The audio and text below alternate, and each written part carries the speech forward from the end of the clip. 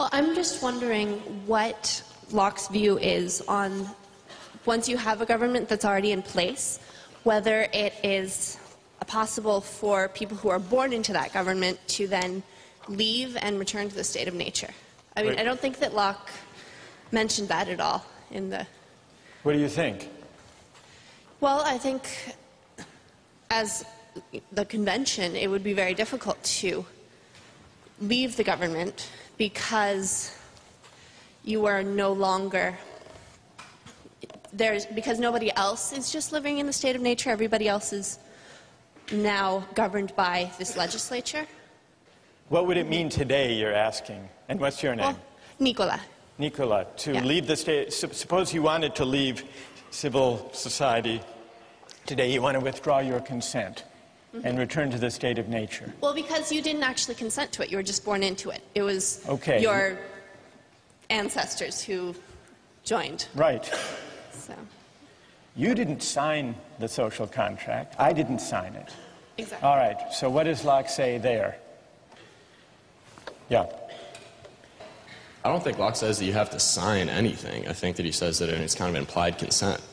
By living and taking government services, you are implying that you're consenting to the government taking things from you. All right, so implied consent, that's a partial answer to this challenge. Now, you may not think that implied consent is as good as the real thing. Is that what you're shaking your head about, Nikolai? Speak up. Stand up and speak up. I don't think that necessarily just by utilizing the government's various resources that we are necessarily implying that we agree with the way that this government was formed, or that we have consented to actually join into the social contract. So you don't think the idea of implied consent is strong enough to generate any obligation at all to obey the government? Not necessarily, no. Nikolai, if you didn't think you'd get caught, would you pay your taxes?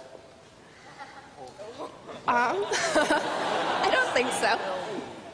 I would rather have a system, personally, that I could give money to exactly those sections of the government that I support, and not just blanket support everything. You'd rather be in the state of nature, at least on April 15th.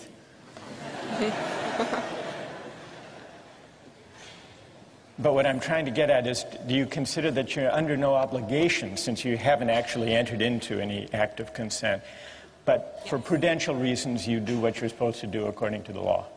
Exactly. If you look at it that way, then you're violating another one of Locke's treatises, which is that you can't take anything from anyone else,